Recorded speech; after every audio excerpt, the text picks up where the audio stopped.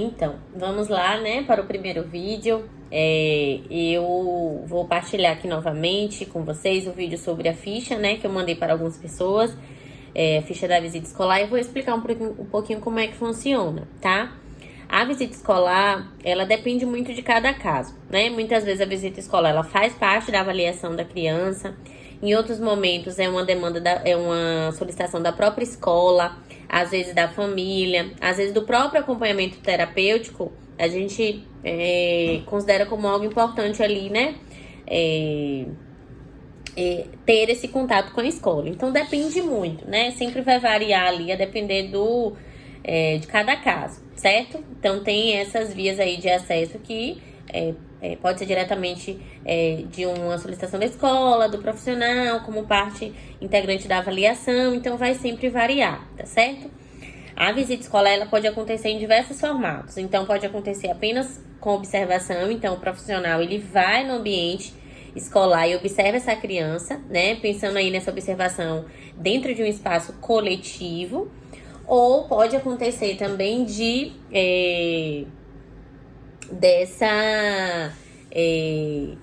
dessa visita acontecer apenas como uma reunião. Então depende muito, né, de cada caso.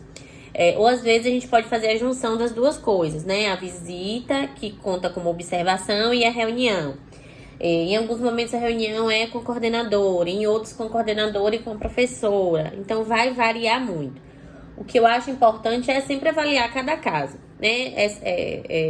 Observar a criança ali nesse ambiente é importante porque às vezes a gente consegue observar demandas que às vezes a professora não considera como importante, né? Mas dentro de um acompanhamento terapêutico, às vezes a gente considera como algo a nível de orientação, como também para trabalhar no consultório. E até para passar as orientações, às vezes quando a gente observa é mais tranquilo. Por exemplo, eu posso observar que a criança, ela não tem iniciativa para iniciar uma brincadeira. E às vezes uma fala, uma condução da professora ali pode favorecer essa interação. Então, no geral, a observação é algo importante, certo? Em alguns casos, a gente acaba optando pela reunião, porque muitas vezes a reunião acaba sendo mais proveitosa do que a observação naquele momento. Mas isso não quer dizer que a gente não vai observar essa criança. Então, depende muito de cada caso, certo? Quando a gente fala da reunião, né, que é esse momento com a professora, é importante que a gente sempre tenha a noção do que a gente quer entender, né, dessa criança nesse ambiente escolar. O que é que eu busco? O que é que eu quero? Então, por exemplo, eu tenho uma demanda ali de dificuldade de comunicação, então eu preciso estar ciente das demandas que eu quero observar nessa escola e entender o que a escola também traz como queixa, né? Eu fazer esse link aí dessas informações. E aí foi por isso que eu partilhei a ficha com vocês, certo? A ficha eu fiz especialmente para vocês, porque eu não uso formato impresso, eu uso formato digital. Então eu faço o registro, depois eu coloco na pasta da criança. Mas eu coloquei aqui para poder partilhar com vocês. Até uma coisa importante que eu lembrei aqui para poder falar sobre observação é que, normalmente, quando a gente vai para esse ambiente da escola, o ambiente muda, certo?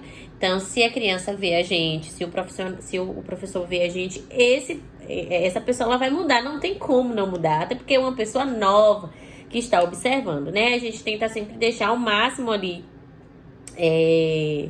deixar o ambiente dentro do que essa criança ela vivencia, né? Não contando aí com a presença desse outro para poder conseguir observar melhor, mas a gente garantir isso 100% é muito complicado, né? Então, eu acho importante partilhar isso com vocês, tá?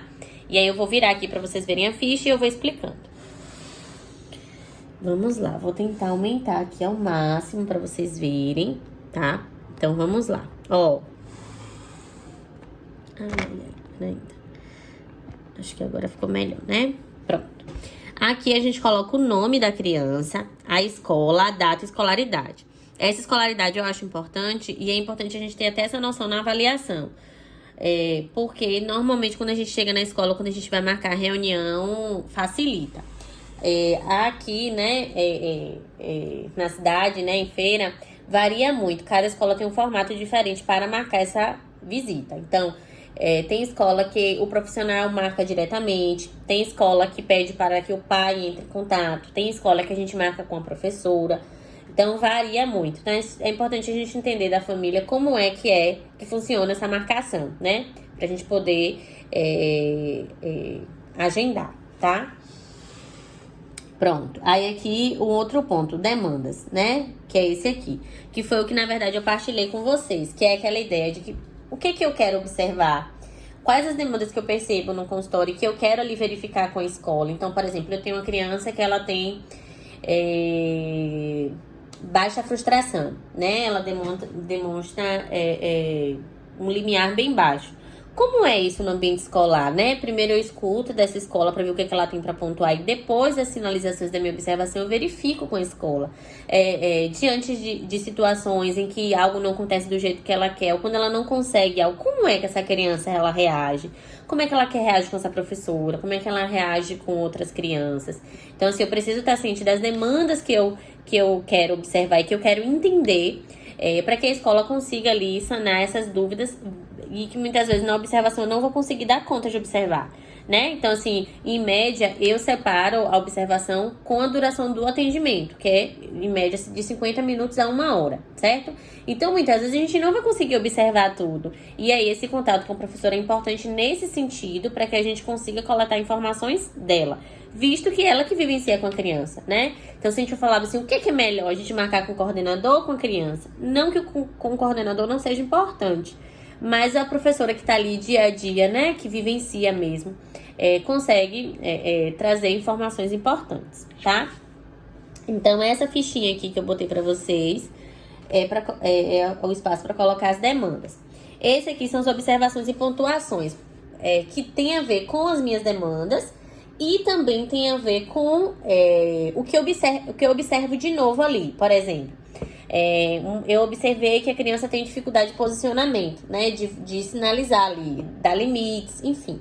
E aí eu posso colocar isso na minha observação, na minha pontuação, para depois verificar com a escola se isso é uma coisa que acontece diariamente, isso foi uma questão específica daquele momento, entende? Então aqui eu consigo colocar e depois até para partilhar, né? Com a escola, para entender um pouquinho. Depois eu coloco aqui as pontuações, as orientações da escola, porque provavelmente a escola, normalmente, né, sempre tem algo para pontuar, né, das dificuldades, de como o profissional pode contribuir, sinalizar sobre as observações que foram feitas, pontuar sobre as demandas que foram registradas. Então, assim, a gente consegue trazer ali, né, a junção de todas essas informações e principalmente as demandas que a escola percebe, se a escola percebe, para a gente poder contribuir e ajudar aí da melhor forma, sempre pensando no melhor para essa criança. Aí eu fiz a ficha em 2 vias. Uma via maiorzinha, né? Que é possível colocar mais informações, e uma via menorzinha. E botei uma parte de observações importantes e notas. Muitas vezes tem algumas informações específicas que é importante a gente grifar para a gente pensar uma forma melhor para poder conduzir, né, no ambiente escolar. Eu sempre gosto de falar que quando a gente fala de escola, a gente precisa pensar que é um ambiente coletivo. E nem tudo que é utilizado no consultório, no ambiente controlado, vai dar certo na escola. Então, a gente sempre precisa se colocar na posição de pontuar para a escola que estamos à disposição, né? A gente vai partilhar ali todas as orientações, né, necessárias, mas a gente precisa entender o que é possível no ambiente escolar. Porque tem coisas que a gente não vai conseguir colocar em prática no ambiente escolar, como a gente consegue colocar no consultório. E aí a gente vai precisar pensar nas adaptações para que aquela demanda ali, né, aquela orientação, na verdade, seja executada dentro do que é possível nesse ambiente coletivo, certo? Então, normalmente, o que é que eu faço? Depois que eu faço essa visita, tem crianças que têm necessidade de fazer isso, tem crianças que não. Eu faço uma fichinha de orientação, que inclusive eu também já partilhei com vocês, né? Essa fichinha eu consigo pontuar sobre todas essas demandas. Então, eu consigo passar para a escola também todas as orientações que eles precisam para que a gente consiga caminhar ainda mais com essa criança.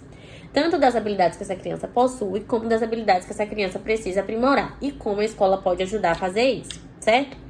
Então, a ideia é essa, né? A gente fala aí de um trabalho em equipe, colaborativo. Então, o profissional ele não tem como trabalhar sozinho e a escola entra aí como um ambiente importante, né, no desenvolvimento dessa criança.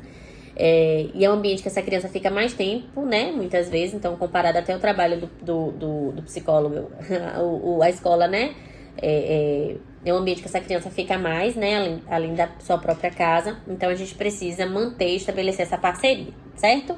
Então, ouvir essa escola, se colocar à disposição, né, criar estratégias juntos pra gente tentar aí fazer com que essa criança se desenvolva ainda mais, tá certo? Então é isso, gente. Espero que vocês tenham gostado. Se vocês ficarem com alguma dúvida, vocês colocam aqui. Vou tentar partilhar mais informações aqui pra vocês. Espero que vocês gostem e que cada vídeo que eu partilhar aqui faça sentido, tá certo? Beijo grande e até mais.